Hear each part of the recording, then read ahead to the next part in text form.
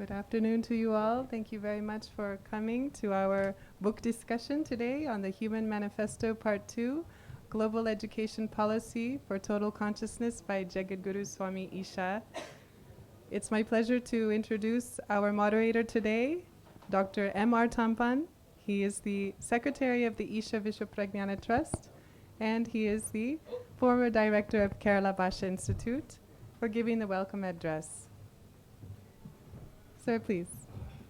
അധ്യക്ഷൻ ഡോക്ടർ രാധാകൃഷ്ണൻ, വേദിയിലെ ബഹുമാന്യരെ, ഇന്ന് നമ്മളിവിടെ ചർച്ച ചെയ്യാൻ പോകുന്നത് സ്വാമി ഈശ രചിച്ച ദി ഹ്യൂമൻ മാനിഫെസ്റ്റോ പാർട്ട് 2 എന്ന കൃതിയെക്കുറിച്ചാണ്.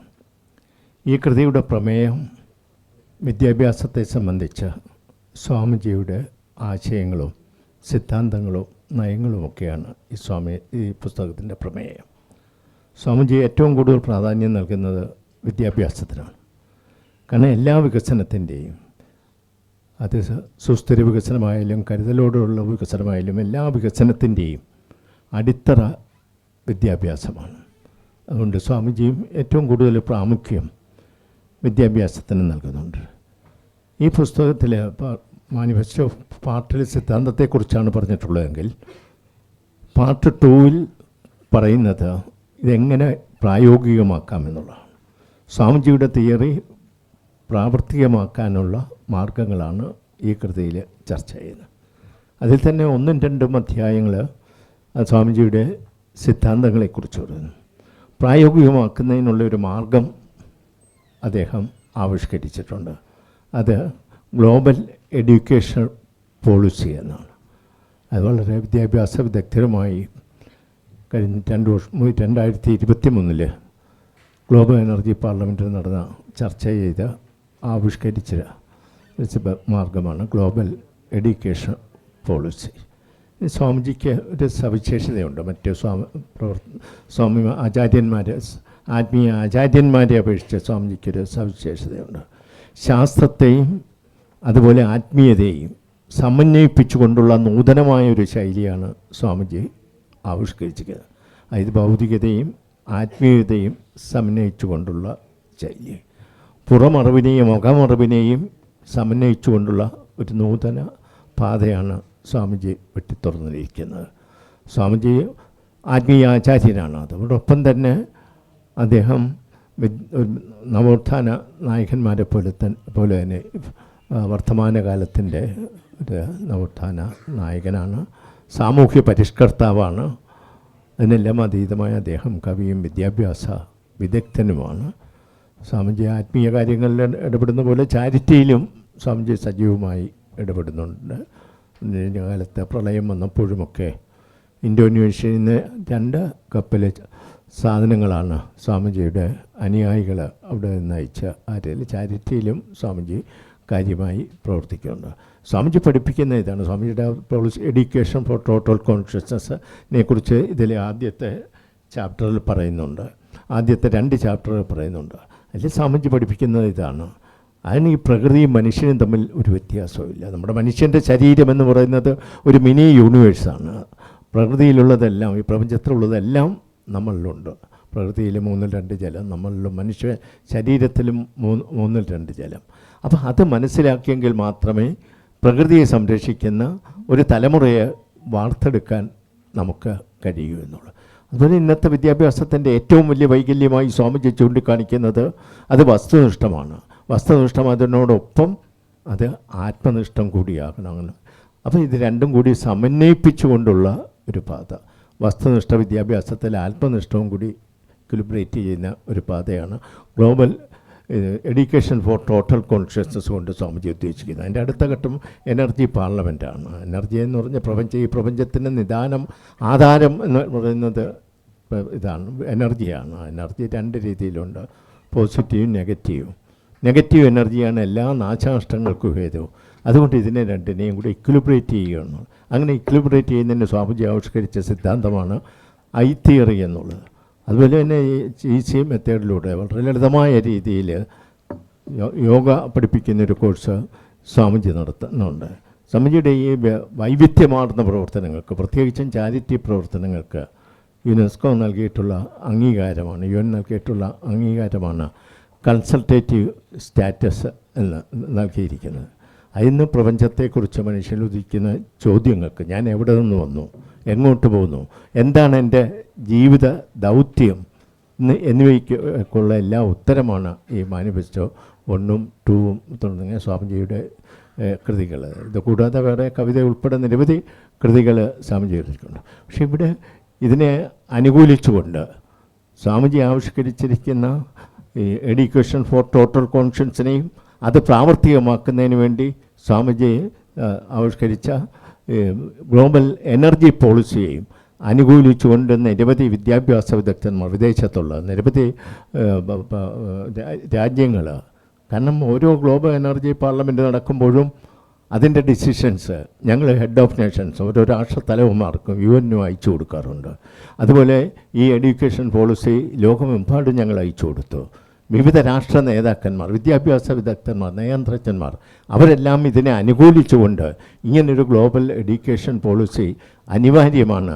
കാരണം സ്വാമിജി വിഭാവന ചെയ്യുന്നത് ടോട്ടൽ കോൺഷ്യസ്നസ്, അതായത് സമ്പൂർണ്ണ ബോധം, സമ്പൂർണ്ണ ആനന്ദം, അത് ലോകത്തെ സമസ്ത ജനങ്ങൾക്കും ഉണ്ടാകണമെന്നുള്ള സിദ്ധാന്തമാണ് ആവിഷ്കരിച്ചിരിക്കുന്നത്. അതിനുള്ള പ്രായോഗിക മാർഗമായിട്ടാണ് ഗ്ലോബൽ എഡ്യൂക്കേഷൻ പോളിസി അനുകൂലിച്ചിരിക്കുന്നത്. പക്ഷേ രാജ്യമെമ്പാട് നിന്നും ഇതിന് അനുകൂലമായ പിന്തുണ പ്രവഹിച്ചുകൊണ്ടിരിക്കുമ്പോൾ എന്തുകൊണ്ടോ നമ്മുടെ സമീപത്തെ ഒരു ഗ്രാമത്തെ ആനയേറെയുള്ള ആശ്രമത്തിൽ സ്വാമിയുടെ ഈ സിദ്ധാന്തത്തിന് നമ്മുടെ നാട്ടിൽ കേരളത്തിൽ എന്തുകൊണ്ടോ അർഹിക്കുന്ന അംഗീകാരവും പ്രചാരവും കിട്ടുന്നില്ല എന്നുള്ള ഒരു പക്ഷേ മുറ്റത്തെ മുല്ലയ്ക്ക് മണമില്ലാത്തതായിരിക്കാം അതിൻ്റെ കാരണം.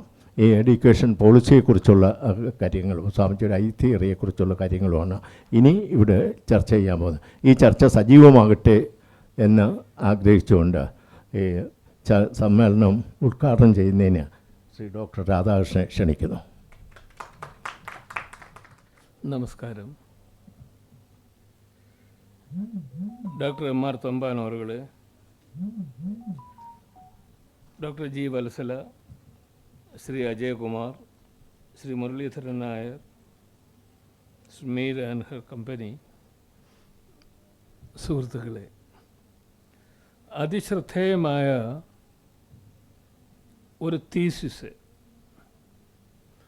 ആ തീസിസ് എന്ന് പറയുന്നത് ഒരു യോഗിവര്യൻ തൻ്റെ കാഴ്ചപ്പാടുകൾ പ്രായോഗിക ജീവിതത്തിൻ്റെയും സിദ്ധാന്തത്തിൻ്റെയും അടിസ്ഥാനത്തിൽ രൂപകൽപ്പന നൽകി കുറച്ച് സർവകലാശാലകളിലോ കുറച്ച് വിദ്യാഭ്യാസ സ്ഥാപനങ്ങളിലോ ഗവേഷകർക്കോ അവരുടെ ശ്രദ്ധയ്ക്ക് മാത്രം വിഷയീഭവിക്കുന്ന ഒരു വിഷയമായി കാണാതെ വിദ്യാഭ്യാസം എന്ന് പറയുന്നത് ഒരു വ്യക്തിയെ, ഒരു സമൂഹത്തെ, ഒരു രാഷ്ട്രത്തെ, അതല്ലെങ്കിൽ ഇപ്പം നമ്മളെല്ലാവരും പറയാറുണ്ട് global village or global community. വളരെ മാറിയിരിക്കുന്നു നമ്മുടെ കാഴ്ചപ്പാടുകളും നമ്മുടെ ജീവിത ശൈലിയുമെല്ലാം. ഒരിടത്തു മാത്രം ഒതുങ്ങി നിൽക്കുന്ന കുറച്ച് അറിവ് നൽകുന്ന ഒരു പ്രക്രിയ ആയിട്ട് വിദ്യാഭ്യാസത്തെ കാണാതെ, വിദ്യാഭ്യാസം എന്ന് പറയുന്നത് ഇന്ത്യൻ പാരമ്പര്യത്തിൽ തന്നെ നമുക്കെല്ലാവർക്കും അറിയാം, സാ വിദ്യ യാ വിമുക്തയെ. സാ വിദ്യ, ദാറ്റ് ഈസ് എഡ്യൂക്കേഷൻ. എന്താണ്? Which liberates us from what? Which liberates us from ignorance. അജ്ഞതയിൽ നിന്ന്, അറിവില്ലായ്മയിൽ നിന്ന്, മറ്റു കാര്യങ്ങളൊന്നും തന്നെ കാണാൻ കഴിവില്ലാത്ത, എല്ലാ മോഹങ്ങളും നശിച്ച, ആശയറ്റ വ്യക്തികൾക്ക് നൽകുന്ന എന്തോ 4 അതിരുകൾക്കുള്ളിൽ അധ്യാപകർ നൽകുന്ന പാഠങ്ങൾ, അവരുടെ മുൻപിൽ നൽകിയിട്ടുള്ള കരിക്കുലം അല്ലെങ്കിൽ സിലബൈ ആർ പെഡഗോഗി എന്ന് പറയുന്ന ഒരു സിദ്ധാന്തത്തിൽ നമ്മൾ വാട്ട് ആർ വി ടെസ്റ്റിംഗ്, നമ്മളെന്താണ് വിദ്യാഭ്യാസം, സ്കൂളുകളിൽ തന്നെയാണെങ്കിലും കോളേജിൽ തന്നെയാണെങ്കിലും ഇന്നത്തെ വിദ്യാഭ്യാസ മുറയെന്ന് പറയുന്നത് നമ്മൾ കുട്ടികളുടെ മനഃപ്പാഠം ചെയ്യുവാൻ കുട്ടികൾക്കുള്ള കഴിവിനെയാണ് നമ്മൾ പരീക്ഷിക്കുന്നത്. ആ വിദ്യാർത്ഥിയുടെ യഥാർത്ഥ കഴിവിനെ അളക്കുവാനുള്ള മാനദണ്ഡങ്ങളൊന്നും തന്നെ നമ്മുടെ ഇന്നത്തെ വിദ്യാഭ്യാസ സമ്പ്രദായത്തിൽ ഇല്ല എന്നുള്ളതൊരു യാഥാർത്ഥ്യം. അപ്പോൾ ടോട്ടൽ റീസ്ട്രക്ചറിങ് ആവശ്യമുണ്ട്. കോൺഷ്യസ്നെസ് എന്ന് പറയുന്നത്, വിദ്യാഭ്യാസം എന്ന് പറയുന്നത് ആധുനിക കാലഘട്ടത്തിൽ നിന്ന് പിന്നോട്ട് പോകുകയാണെങ്കിൽ തന്നെ നോക്കുകയാണെങ്കിൽ നമ്മുടെ ഋഷിവര്യന്മാർ നമുക്ക് നൽകിയ ചില പാഠങ്ങളുണ്ട്. ആ പാഠങ്ങളുടെ ഏറ്റവും പ്രധാനപ്പെട്ട ഭാഗമെന്ന് പറയുന്നത് എഡ്യൂക്കേഷൻ ഫോർ ലൈഫ്, ജീവിതത്തിന് വേണ്ടിയുള്ള പാഠങ്ങൾ, ആയോധന മുറകൾ നൽകുന്ന പ്രക്രിയ. Education for life, education through life. ജീവിതത്തെക്കാളും വലിയ പാഠപുസ്തകങ്ങളൊന്നും നമ്മുടെ മുൻപിൽ ഇല്ല. ഒരാചാര്യന്മാരും ജീവിതത്തിൻ്റെ സങ്കീർണതകളും ജീവിതത്തിൻ്റെ മോഹഭംഗങ്ങളും ജീവിതത്തിലെ ജീവിക്കുവാൻ വേണ്ടി മനുഷ്യൻ പെടുന്ന പാടും അതിനെല്ലാം തന്നെ വ്യക്തിത്വമുള്ള കുട്ടികളായി, യുവാക്കളായി രാഷ്ട്രത്തെ നയിക്കുന്ന, സമൂഹത്തെ നയിക്കുന്ന, കുടുംബത്തെ നയിക്കുന്ന ഉത്തരവാദിത്വമുള്ള പൗരന്മാരായി വളർന്നു വരത്തക്ക തരത്തിലുള്ള വിദ്യാഭ്യാസ സമ്പ്രദായം പല രാജ്യങ്ങളിലും ഇന്നില്ല എന്നുള്ളത് യാഥാർത്ഥ്യം. അപ്പോൾ എഡ്യൂക്കേഷൻ ഫോർ ലൈഫായി, എഡ്യൂക്കേഷൻ പിന്നെന്താണ് ബൈ ലൈഫായി, ഇനി എന്താണ് എഡ്യൂക്കേഷൻ ഫോർ എല്ലാ കാലയളവിലേക്കുമുള്ള വിദ്യാഭ്യാസം. ഈ 3 തരത്തിലുള്ളത് SSLCയോടുകൂടി വിദ്യാഭ്യാസം അവസാനിക്കുന്നില്ല. BA, BSc, BTech എഞ്ചിനീയറിംഗ് കൊണ്ട് അവസാനിക്കുന്നില്ല. PhD കൊണ്ട് അവസാനിക്കുന്നില്ല. DLIT കൊണ്ട് അവസാനിക്കുന്നില്ല. ജീവിതത്തെക്കാളും വലിയ പാഠപുസ്തകങ്ങൾ, പ്രകൃതിയെക്കാളും വലിയ ഒരു സിലബസ്, അധ്യാപകനേക്കാളും വലിയ ഗുരു, അധ്യാപകൻ എന്നുള്ള വാക്കല്ല എന്ന് തെറ്റിദ്ധരിക്കപ്പെട്ട കാര്യങ്ങളാണ്. അപ്പോൾ ഇവിടെ വേണ്ടത് ഗാന്ധിജി തന്നെ സൂചിപ്പിച്ചതുപോലെ നമുക്ക് വേണ്ടത് കമ്പാർട്ട്മെൻ്റലിൽ വിദ്യാഭ്യാസത്തെ തളയ്ക്കാതെ വിദ്യാർത്ഥിക്ക് എന്താണോ വിദ്യ ആയോധനമാക്കിക്കൊണ്ട്, ദാനമാക്കിക്കൊണ്ട്, ദാനം എന്നാണ് അതൊരു പ്രക്രിയയാണ്. ആ പ്രക്രിയ എന്ന് പറയുന്ന പ്രകൃതിയുടെ മടിത്തട്ടിൽ നിന്ന് നിങ്ങൾ ABC പഠിക്കാതെ പ്രകൃതിയിൽ നിന്ന്, ചെടികളിൽ നിന്ന്, കുരുവികളിൽ നിന്ന്, ഓടിക്കൊണ്ടിരിക്കുന്ന നദികളിൽ നിന്ന്, ചുറ്റു നദികളിൽ നിന്ന് പ്രകൃതി എന്താണോ നമുക്ക് നൽകുന്നത് എന്ന് പറഞ്ഞ ഗുരുദേവ് ടാഗോറിനെ വിമർശിച്ച നാടാണ്. അപ്പോൾ ഇവിടെ നമ്മൾ ഒരു കാര്യം മനസ്സിലാക്കേണ്ടത്, നമ്മുടെ ഗുരുശിഷ്യ പരമ്പരയിലെ ഏറ്റവും പ്രധാനപ്പെട്ട ഭാഗം എന്ന് പറയുന്നത് ജീവിതത്തിൻ്റെ സകല ഭാവങ്ങളും ഉൾക്കൊണ്ടുകൊണ്ട് അതിൽ ശാസ്ത്രമുണ്ടാകാം, സാങ്കേതിക വിദ്യ ഉണ്ടാകാം, അതിൽ വിജ്ഞാനമുണ്ടാകാം, അതിൽ സാഹിത്യമുണ്ടാകാം, കലകളുണ്ടാകാം, സുകുമാര കലകളുണ്ടാകാം. അന്ന് കമ്പ്യൂട്ടർ ഇല്ലെങ്കിലും ഈ വിദ്യകളെല്ലാം തന്നെ നമ്മുടെ ജീവിതത്തെ കരുപ്പിടിപ്പിക്കുന്ന മുറകളും നമുക്ക് വേണ്ട മാർഗങ്ങളും നൽകുന്ന composite instrument of total evaluative process which makes A child A responsible youth. And only from a responsible youth can we have a responsible citizen. Without responsible citizens, how can there be a responsible nation? A weak nation will only be what is called an instrument of exploitation to neighbors and others. അപ്പോൾ ഇവിടെ സ്വാമിജി ഈശ നമ്മുടെ തൊട്ടടുത്തുള്ള ആളാണെന്നുള്ള കാര്യം പലരും മനസ്സിലാക്കിയിട്ടില്ല. വളരെ വലിയ ആർഭാടങ്ങളൊന്നുമില്ലാതെ ലളിത ജീവിതം നയിച്ചുകൊണ്ട് ഉദാത്തമായ കാഴ്ചപ്പാടുകൾ വികസിപ്പിച്ചെടുക്കുവാനുള്ള ഒരു വലിയ പ്രക്രിയ പ്രക്രിയയിൽ വ്യാപൃതനായപ്പോൾ അദ്ദേഹത്തിൻ്റെ മുൻപിൽ അദ്ദേഹത്തെ മനസ്സിലാക്കിയെടുത്തോളം പെട്ടത്, നിങ്ങൾക്ക് മാറ്റം ആവശ്യമുണ്ടെങ്കിൽ ആദ്യം വിദ്യാഭ്യാസത്തിൽ കൂടെ ആയിരിക്കണം ആ മാറ്റം. ആ മാറ്റമെന്ന് പറയുന്നത് നമ്മളെ നിയന്ത്രിക്കുന്ന, നമ്മുടെ ഗതിവിഗതികളെ നിയന്ത്രിക്കുന്ന, നമ്മളെ സ്വപ്നങ്ങളെ നിയന്ത്രിക്കുന്ന, നമ്മളെ സ്വപ്നങ്ങൾക്ക് ചിറകുകൾ നൽകുന്ന അഗ്നിശലഭങ്ങളായിട്ട് വ്യക്തികൾ മാറണമെങ്കിൽ അവനെ ജ്വലിപ്പിക്കണം. ഇന്ന് തന്നെയാണെങ്കിൽ ഉത്തിഷ്ഠത, ജാഗ്രത, പ്രാപ്തി വരാൻ നിബോധിത എന്ന് വിശ്വമാനവികതയെ ഉണർത്തുവാൻ വേണ്ടി പ്രബോധനം നടത്തിയ സ്വാമിജിക്ക് ഇന്ന് നമ്മൾ ആദരവ് നൽകുന്ന വിവേകാനന്ദ സ്വാമിജിയെ ഓർക്കുന്ന ദിവസമാണ്. ആ പരമ്പരയിൽ വന്ന ഒരു മഹായോഗിയായിട്ട് തന്നെയാണ് സ്വാമി ഈശയെ ഞാൻ കാണുന്നത്. അദ്ദേഹത്തിൻ്റെ അറിവ്, അദ്ദേഹത്തിൻ്റെ പാണ്ഡിത്യം, വളരെ ലളിതമായ കാര്യങ്ങൾ എങ്ങനെ വിശാലമായ കാഴ്ചപ്പാടിൽ വികസിപ്പിച്ച് അത് നിത്യജീവിതവുമായി ബന്ധപ്പെടുത്തുന്നതിന് നമ്മൾക്ക് എന്ത് ചെയ്യാൻ കഴിയും എന്നുള്ളതിൽ വളരെയേറെ സമയം ചെലവഴിക്കുകയും അതിൻ്റെ പശ്ചാത്തലത്തിൽ രൂപപ്പെടുത്തിയ ഒരു മാനിഫെസ്റ്റോ. ആ മാനിഫെസ്റ്റോ എന്ന് പറയുന്ന ഒരു ചെറിയ കാര്യമല്ല. ടോട്ടൽ കോൺഷ്യസ്നെസ് എന്ന് പറയുന്നതും ഒരു ചെറിയ കാഴ്ചപ്പാടല്ല. ഒരു വ്യക്തി ആടയാഭരണങ്ങളിൽ മാത്രമല്ല, ആഹാരത്തിൽ മാത്രമല്ല, കാഴ്ചപ്പാടുകളിൽ മാത്രമല്ല, ജീവിത ശൈലിയിൽ മാത്രമല്ല, എല്ലാത്തിലും വേണ്ടത് ആദ്യമായി ഒരു വ്യക്തിക്ക് വേണ്ട കാര്യം അവൻ മനുഷ്യനാണെന്നുള്ള ബോധം. നമ്മളെല്ലാവരും മനുഷ്യരാണെന്ന് പറയുന്നു. പക്ഷേ രൂപത്തിൽ മനുഷ്യനും ഹൃദയത്തിൽ മൃഗീയതയും വെച്ച് പുലർത്തുന്ന കൊലയും ആഭാസതലങ്ങളും അസൂയയും വെറുപ്പും വിദ്വേഷവും മറ്റുള്ളവരുടെ നന്മയിൽ സന്തോഷിക്കാതെ എങ്ങനെ നശിപ്പിക്കാമെന്നുള്ള ചിന്തകളെല്ലാം തന്നെ രൂഢമായിക്കൊണ്ടിരിക്കുന്നവനെ മനുഷ്യനെന്ന് നമുക്ക് എങ്ങനെ പറയാൻ കഴിയും?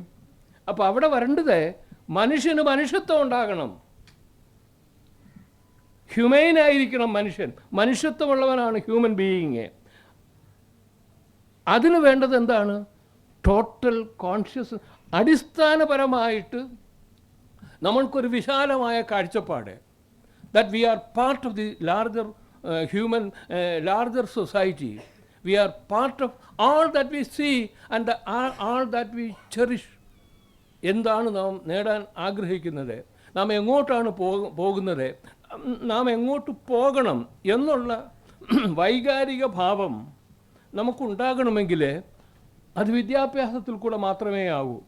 ഒരു കാര്യം ഓർത്താൽ, ഇപ്പം വികസനമെന്ന് പറയുന്നത് വിദേശ രാജ്യങ്ങളെ അന്ധമായിട്ട് നാം അനുകരിക്കുന്ന ഒരു പ്രക്രിയ അല്ല. വികസനമെന്ന് പറയുന്നത് എവിടെ തുടങ്ങണം? നിങ്ങൾക്ക് ഏവർക്കും പലർക്കും അറിവുണ്ടാകാം. യുനെസ്കോയുടെ പ്രിയാമ്പിളിലെ ആദ്യ ഭാഗത്ത് യുനെസ്കോ എന്തായിരിക്കണം, എന്താണെന്നുള്ളതിനെപ്പറ്റി ഒരു ചെറിയ ആമുഖമുണ്ട്.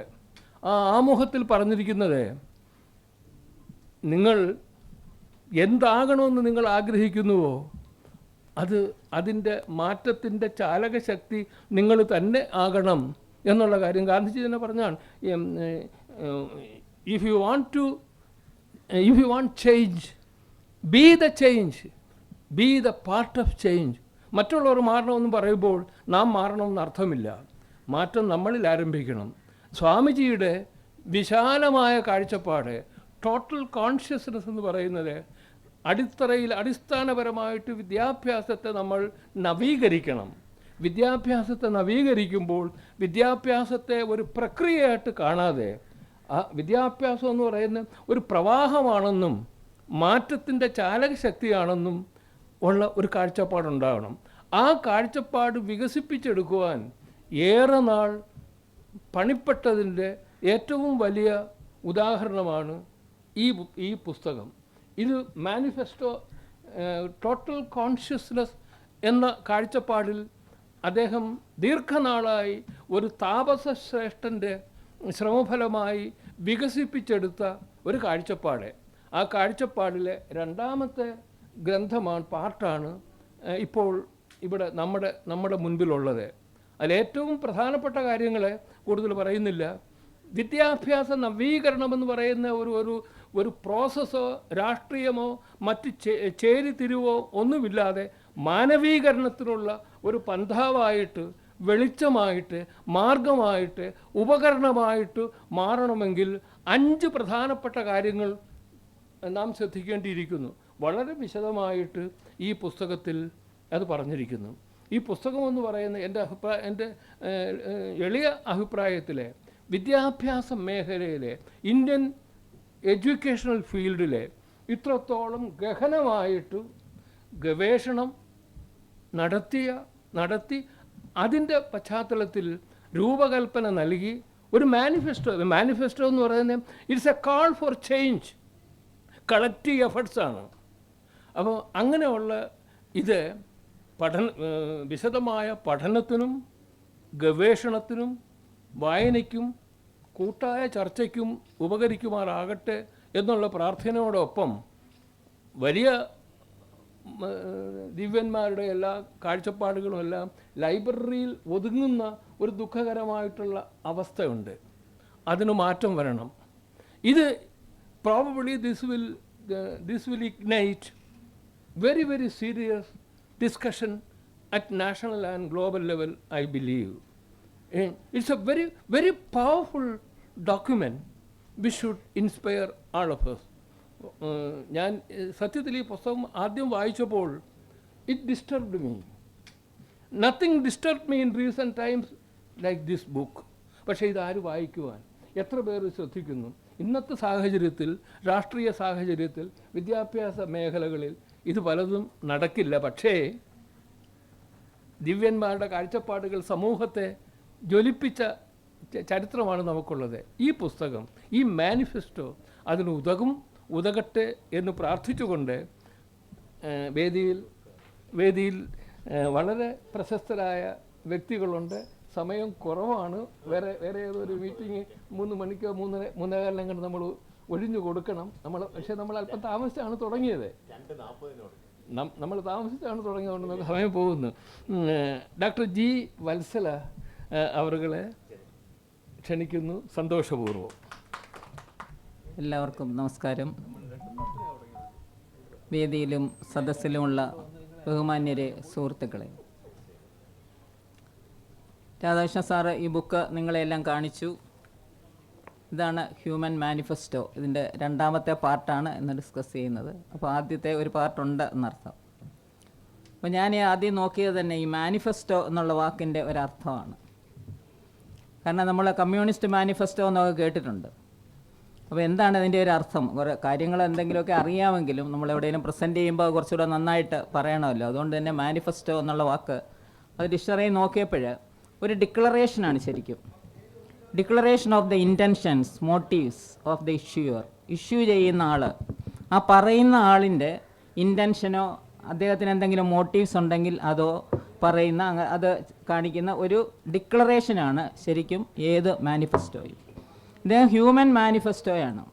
അപ്പം നമ്മുടെ മനുഷ്യർ എങ്ങനെ ജീവിക്കണം, മനുഷ്യരായി തീരേണ്ടത് എങ്ങനെ എന്നൊക്കെ ആയിരിക്കണം സ്വാമി ഒരു പക്ഷേ വിഭാവനം ചെയ്തിരിക്കുന്നത്. അദ്ദേഹത്തിൻ്റെ ആ ഇഷ്യൂ അദ്ദേഹം ഇതിനകത്ത് പറഞ്ഞിരിക്കുന്നത് അങ്ങനെയുള്ള കാര്യങ്ങളാണ്. എങ്ങനെയാണ് വിദ്യാഭ്യാസം നേടേണ്ടത്, എങ്ങനെയാണ് അറിവ് നേടേണ്ടത് എന്നൊക്കെയാണ്. ഒരു പക്ഷേ ഒരു മാനിഫെസ്റ്റോ ഇറങ്ങുമ്പോൾ അത് ഒരു വർഷത്തെ ഒരു പഠനം കൊണ്ടോ 2 വർഷം കൊണ്ടോ ഒന്നും ഇറങ്ങുന്ന ഒരു ബുക്കല്ല ഇത്. ഒരു നീണ്ട, ഒരു പക്ഷേ സ്വാമിജിക്ക് ഇതിൻ്റെ ഇഷ്യൂർ എന്ന് പറയുന്നത് ജഗദ്ഗുരു സ്വാമി ഈശയാണ്. അപ്പോൾ അദ്ദേഹത്തിന് ഒരു നീണ്ട തപസ്യ പോലെ, എനിക്ക് തോന്നുന്നു ഇപ്പം കണക്ക് പറയുകയാണെങ്കിൽ ഒരു 28 വർഷമെങ്കിലും ആയിട്ടുണ്ട് സ്വാമിജി ഈ ടോട്ടൽ കോൺഷ്യസ്നസ് എന്ന് പറയുന്ന ഈ ഒരു ഇതിൻ്റെ പുറയിൽ നിൽക്കാൻ തുടങ്ങിയിട്ട്. അപ്പോൾ ആദ്യ കാലത്തെന്ന് പറയുന്നത് എനിക്ക് തോന്നുന്നത് 2000-ലൊക്കെ ആണെന്ന് തോന്നുന്നു, അല്ലെങ്കിൽ 98-ലൊക്കെ ആണെന്ന് തോന്നുന്നു ആദ്യത്തെ ഒരു സെമിനാറൊക്കെ വന്നത്. അല്ലെങ്കിൽ ഈശാലയത്തിൽ അവിടെ സ്കൂള് തന്നെ, ഈശ വിശ്വവിദ്യാലയം എന്ന് പറയുന്ന ഒരു സ്കൂള് തന്നെ അവിടെ തുടങ്ങിയുണ്ടായി. സ്വാമിജിയുടെ ആശയങ്ങൾ പ്രാവർത്തികമാക്കാൻ വേണ്ടിയാണ് ആ സ്കൂള് തുടങ്ങിയത്. ആ സ്കൂള് തുടങ്ങി അവിടെ അത് വിജയിക്കുന്നു എന്ന് കണ്ടപ്പോഴാണ് ഞങ്ങൾ എഡ്യൂക്കേഷനിസ്റ്റുകളെയൊക്കെ വിളിച്ച് സ്വാമിജി ഓരോ സെമിനാറുകളൊക്കെ നടത്തിയെന്നുള്ളതാണ്. അപ്പോൾ അവിടെ സ്വാമിജി ആദ്യം പറയുന്നതെന്ന് പറയുന്നത് the root cause of all sorrow is the present system of education ആണ്. സ്വാമിജിയുടെ ഒരു കണക്കുകൂട്ടൽ അങ്ങനെയാണ്, അല്ലെ? അതാണ് സ്വാമിജി വിചാരിച്ചു വെച്ചിരിക്കുന്നത്. ഇന്നത്തെ പ്രസൻറ്റ് സിസ്റ്റം ഓഫ് എഡ്യൂക്കേഷൻ എന്ന് പറയുന്നത് അത്ര ശരിയായ ഒരു രീതിയിലല്ല നടക്കുന്നത്. അങ്ങനെയാണെങ്കിൽ അതിനെ ഒന്ന് മോഡിഫൈ ചെയ്ത് എങ്ങനെയാണ് അതിനെ മോഡിഫൈ ചെയ്യേണ്ടതെന്ന് സ്വാമിജിയുടെ ചിന്ത കൊണ്ട് തന്നെ സ്വാമിജി മോഡിഫൈ ചെയ്യുന്നു എന്നുള്ളതാണ്. ഞങ്ങൾ B.Ed കോളേജിലെ അധ്യാപികയായിരുന്നു ഞാൻ. അപ്പം ഞങ്ങൾക്ക് ഒരുപാട് പ്രിൻസിപ്പിൾസ് പഠിക്കാനുണ്ട്. അതേപോലെ തന്നെ എങ്ങനെ science and art of teaching ആണ് ശരിക്കും അവിടെ പഠിപ്പിക്കുന്നത്. What is the science of teaching?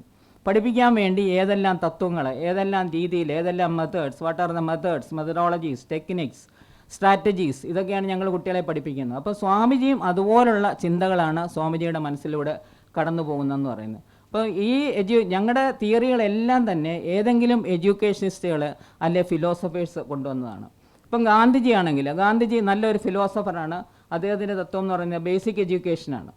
അദ്ദേഹം ബേസിക് എഡ്യൂക്കേഷൻ എന്ന് പറയുന്നത് തന്നെ തൊഴിലധിഷ്ഠിത വിദ്യാഭ്യാസം, ഇപ്പോൾ അങ്ങനത്തെ സ്ഥാപനങ്ങൾ തന്നെ ഉണ്ട്.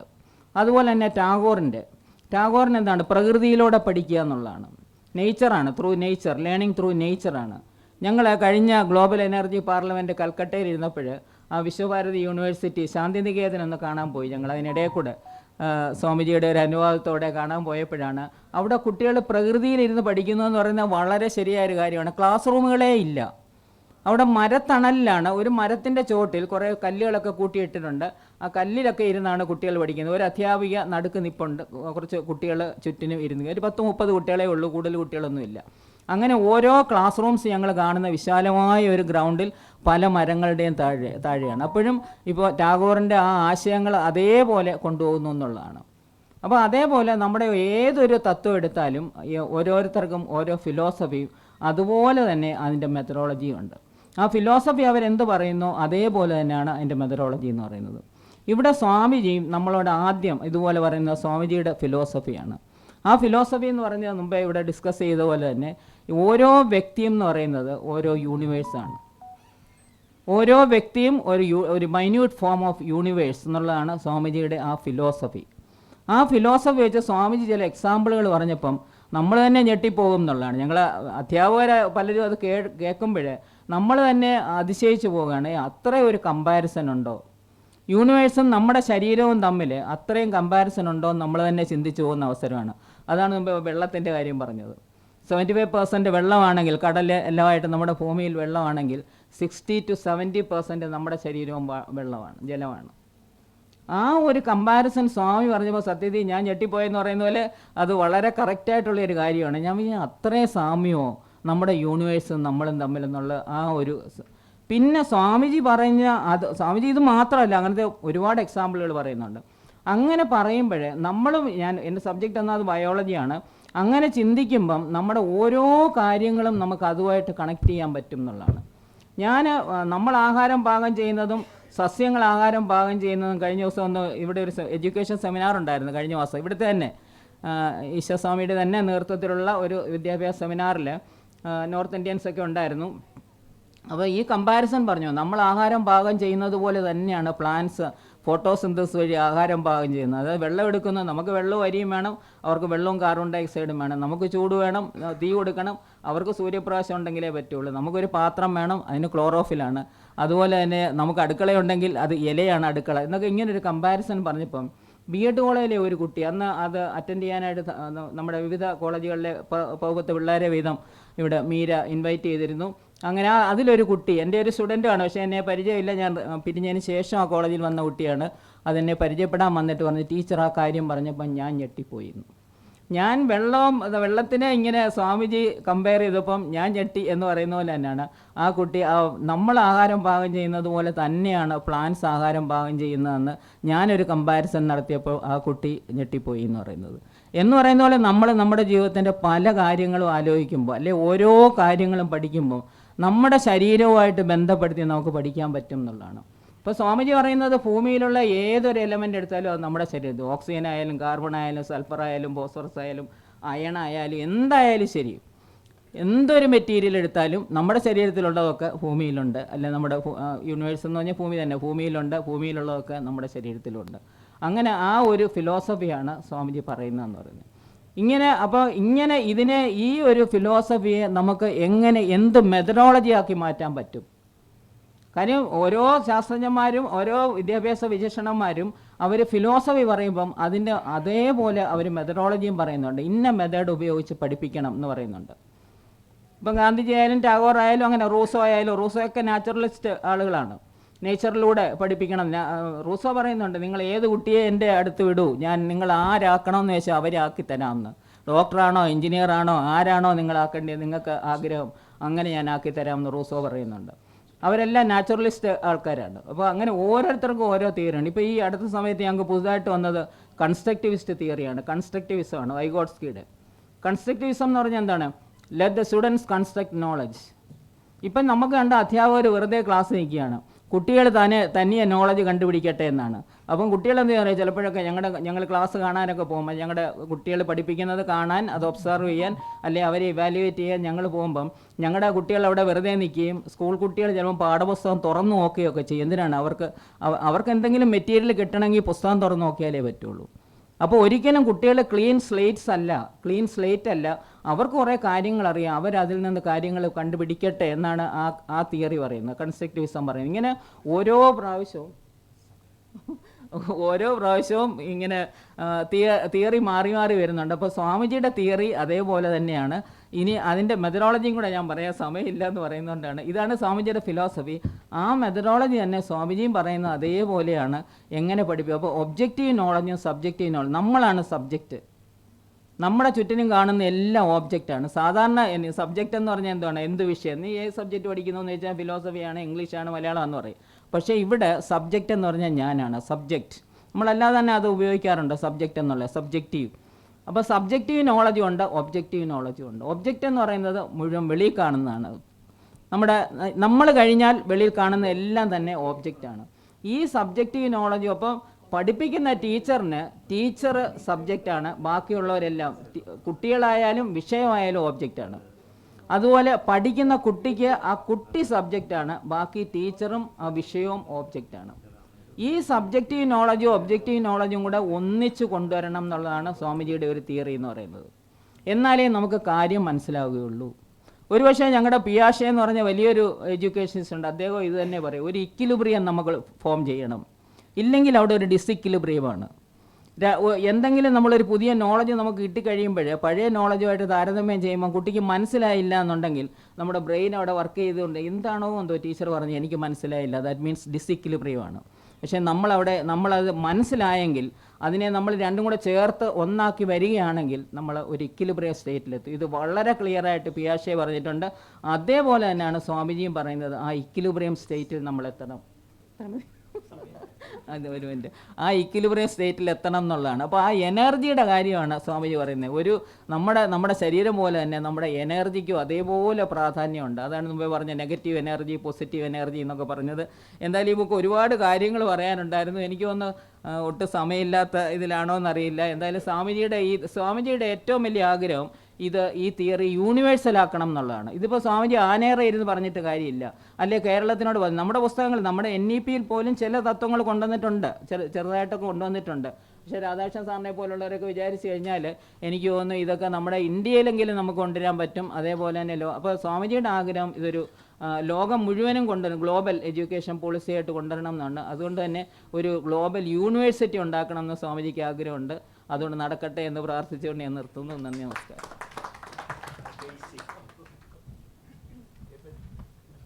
I'd like to invite Sri Ajay S. Kumar to be the next speaker. Thanks.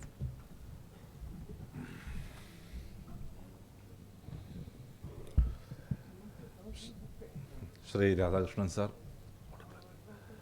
MR Thampan sir, Vatsala madam, Muraleedharan sir, വേദിയിൽ മുന്നിൽ ഇരിക്കുന്ന അതിവിശിഷ്ടരെ, ഒരു ഹ്രസ്വമായ പ്രസംഗത്തിനാണ് ഞാൻ തയ്യാറായി വന്നിരിക്കുന്നത്. ഈ പുസ്തകം വായിച്ചു നോക്കിയപ്പോൾ എനിക്ക് ബോധ്യപ്പെട്ട രണ്ട് മൂല്യങ്ങളെപ്പറ്റിയാണ്. ഒന്ന് അദ്വൈതം. ഉപനിഷത്ത്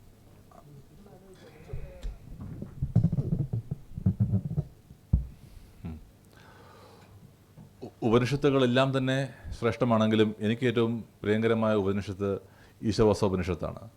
കാരണം മറ്റൊന്നുമല്ല, അതിൻ്റെ അന്തർലീനമായ തത്വവും അദ്വൈതമാണ്. ജീവാത്മാവും പരമാത്മാവും തമ്മിലുള്ള, ആത്മാവും ബ്രഹ്മവും തമ്മിലുള്ള ലയമാണ് അദ്വൈതം. പക്ഷേ ആത്മാവും അവരും തമ്മിലുള്ള ഒരു ലയമായി അദ്വൈതത്തെ വിവർത്തനം ചെയ്യുന്നിടത്താണ് യഥാർത്ഥത്തിൽ അതൊരു പ്രായോഗിക ശാസ്ത്രമായി മാറുന്നത്. അതുവരെ അല്ലാത്ത പക്ഷം മോക്ഷത്തിനായിട്ടുള്ള കേവലം ഇൻ്റലക്ച്വൽ സ്പെക്കുലേഷൻ മാത്രമാണ് അദ്വൈത ചിന്ത.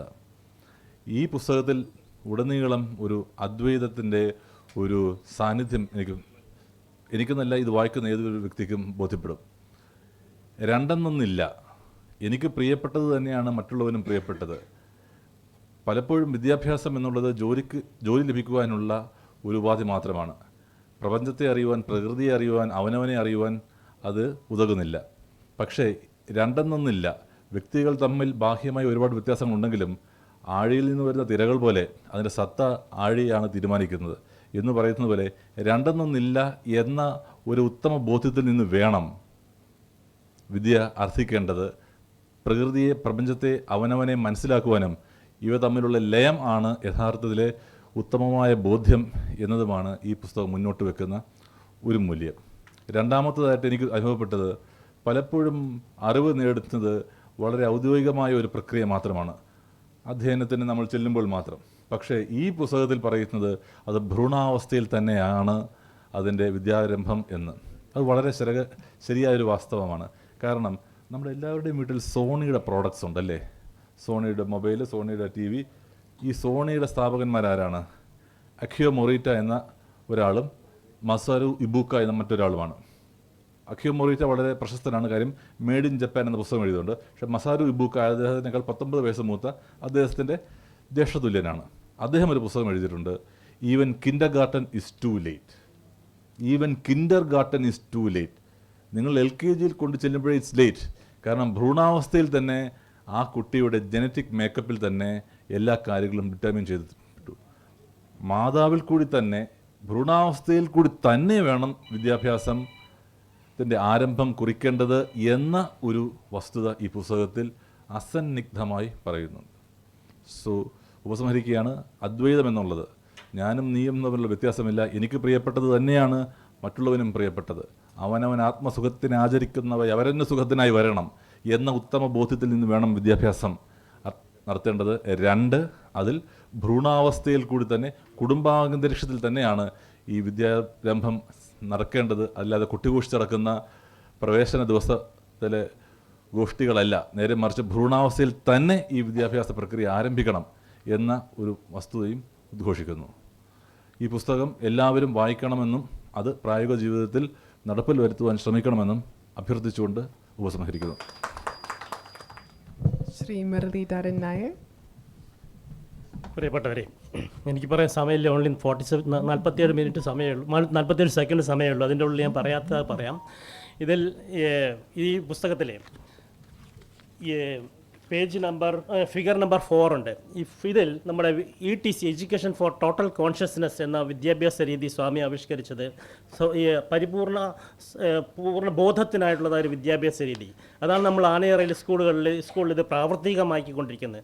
അദ്ദേഹം എന്താണോ പറഞ്ഞത്, സ്വാമി എന്താണ് പറഞ്ഞുകൊണ്ടിരിക്കുന്നത്, അത് പരിപൂർണമായും പ്രാവർത്തികമാക്കിക്കൊണ്ടിരിക്കുന്ന ഈ രീതി സ്കൂൾ തലത്തിൽ തന്നെ എല്ലാ സ്കൂളുകളിലും പ്രയോഗിക്കുകയാണെങ്കിൽ അതിൻ്റെ ഫലം കിട്ടും എന്നതിൻ്റെ ഉത്തമ ഉദാഹരണം നമ്മുടെ സ്കൂളിൽ നിന്ന് എല്ലാവർക്കും മനസ്സിലാക്കാൻ സാധിക്കുന്നതാണ്. മറ്റൊന്ന് സ്വാമി പറയുന്നത് എല്ലാറ്റിൻ്റെയും അടിസ്ഥാനം ഈ ഐ തിയറിയാണ്. ഐൻസ്റ്റൈൻ പറഞ്ഞിരുന്നു തിയറികളുടെ ഒരു തിയറി വേണമെന്ന്. ആ തിയറി എന്ന നിലയിൽ ഐ സിദ്ധാന്തം അദ്ദേഹം രൂപീകരിച്ചു. നമ്മുടെ സബ്ജക്റ്റ്, നമ്മുടെ ആത്മീയ തലത്തിലും അതുപോലെ ഭൗതിക തലത്തിലുമുള്ളതായ എല്ലാം ഒന്നാണ്. എല്ലാം എനർജിയിൽ എത്തിച്ചേരുന്നു, ഊർജ്ജത്തിൽ എത്തിച്ചേരുന്നു.